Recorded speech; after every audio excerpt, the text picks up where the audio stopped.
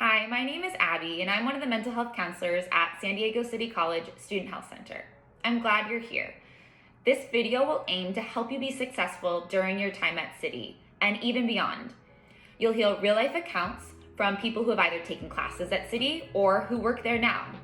They'll discuss some of the barriers they faced when taking classes and then provide some of the solutions that have worked for them that hopefully you can try this upcoming semester.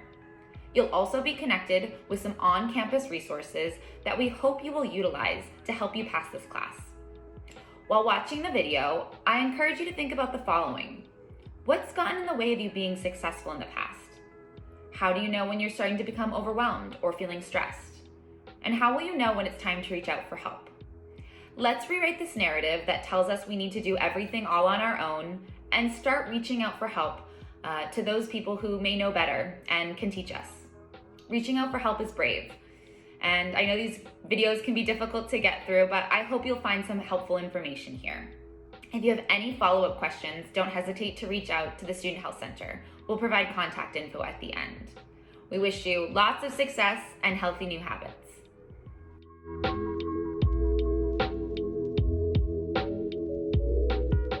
Hi everyone, my name is Dana Hosley and I work in the Student Health Center on the mental health side as a program assistant. One of the barriers that I had when I was in college was simply being the first generation college student.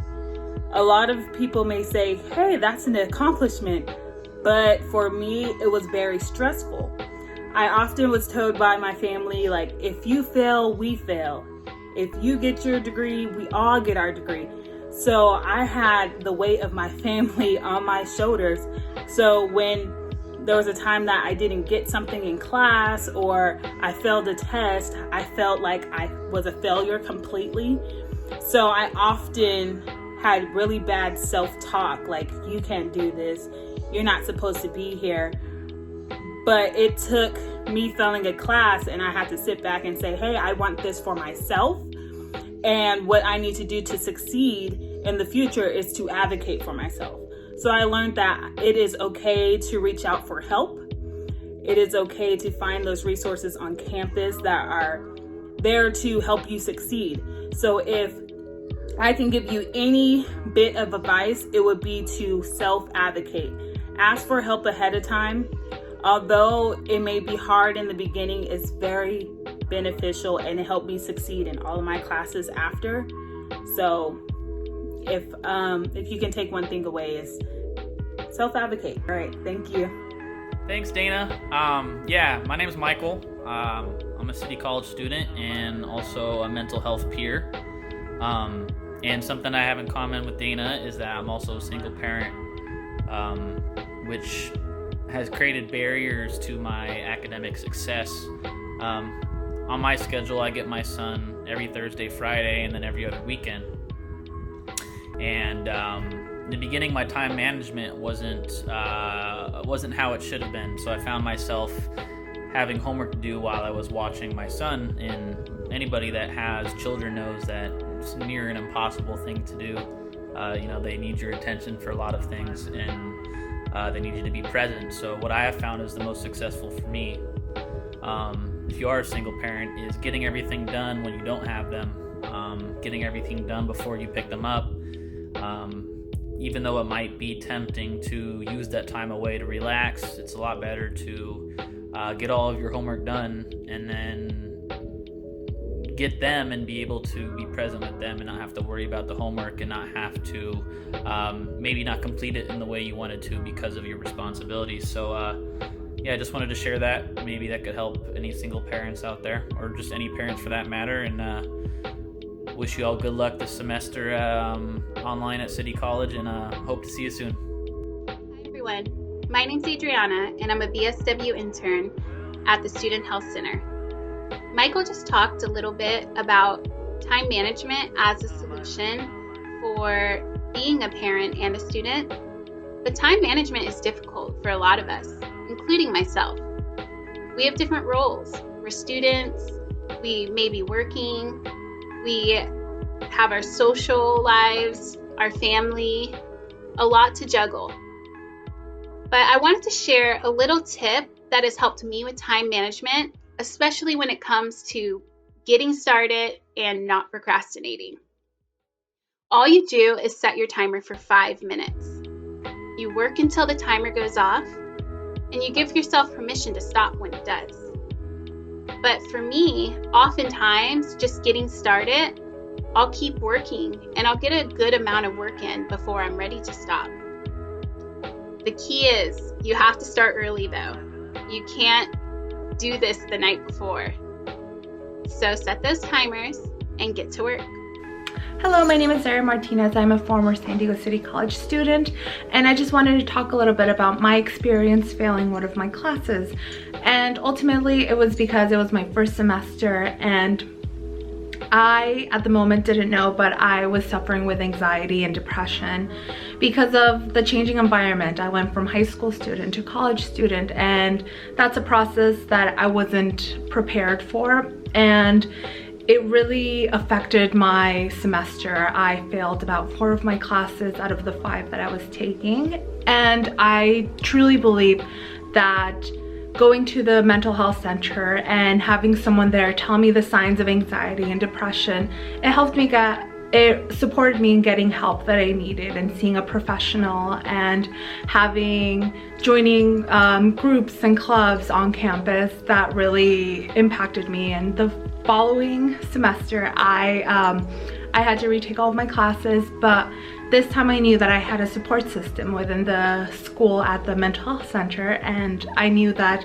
if my anxiety was ever getting too bad, I could visit them for some tips on how to reduce my academic anxiety and how to get more involved on campus. And if right now you think you might be failing a class, it's not the end of the world. I was able to successfully transfer to my dream university, and your mental health is more important, and you are more important than any grade. So thank you for listening.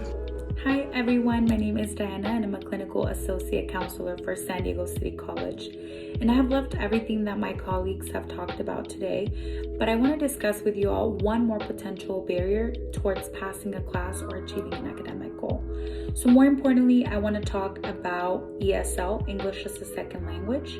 So it's probable that if you're working towards, becoming fluent in English, some of the lectures or the reading or materials covered in class can be difficult to understand. Why? Because sometimes things don't translate equally from one language to the other. Other times materials being covered so fast that it just doesn't give us the time to comprehend everything thoroughly. So if this is occurring, I want to present you with 3 possible solutions. The first one would be for you to speak to your professor and see if there's any resources on campus that you can use. Maybe there's translating services, or maybe there's a place where you could be directed to be assisted with your work. It's also probable that maybe teachers have, dealt with this before and they have a toolkit or a way to go about this. So it's always good to ask.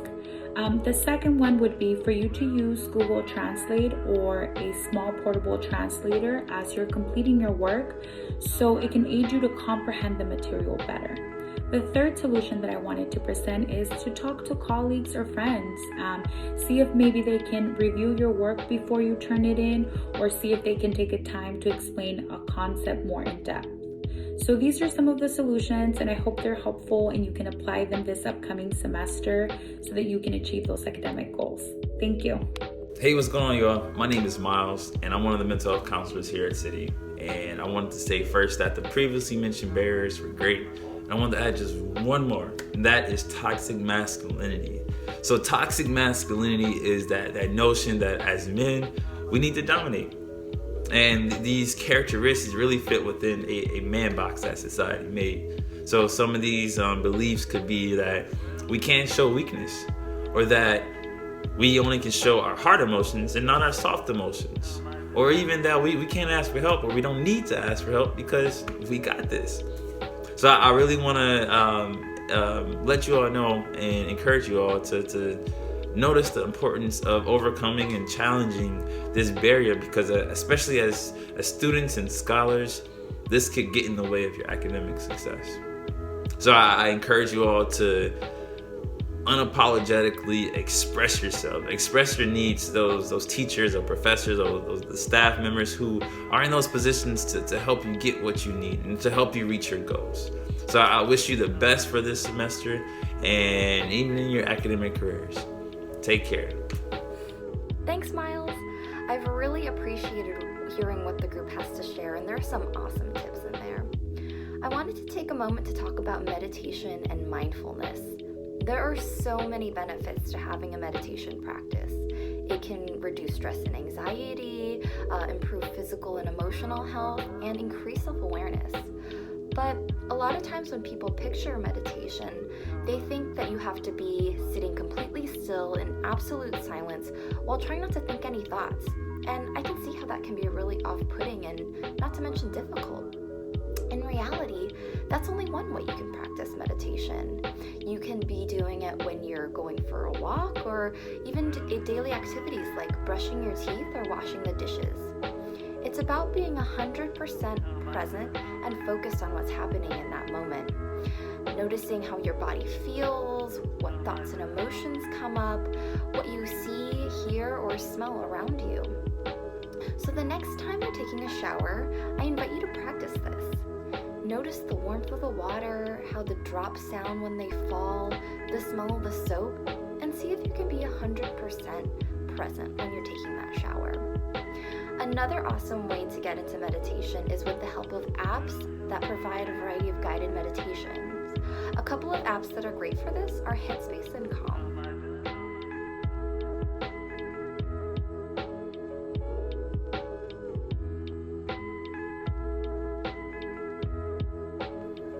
Here are some of the on-campus supports that I highly recommend you consider during your time at City College. The Student Health Clinic is one side of City College's integrated student health center and students' first stop for any non-emergency physical health needs. A staff of medical professionals are available to offer advice, consultation, and primary care services. If there's a service that they are unable to provide, they will connect you with supportive community referrals. Struggling with physical health symptoms can get in the way of student success, so don't wait to reach out. Call 619-388-3450 or visit their website. Academic counseling assists students with all their academic, career, and transfer needs. College can be overwhelming and confusing at times.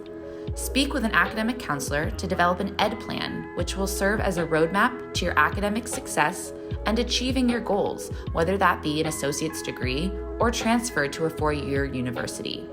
Call 619-894-6118 or visit their website today. Disability Support Programs and Services, known as DSPS, can authorize a variety of individualized accommodations to students in both remote learning and on-campus environments.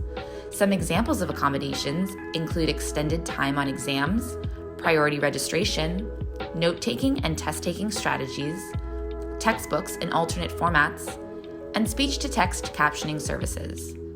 Interested in learning more? Meet with a DSPS counselor by calling 619-800-2873 or by visiting their website.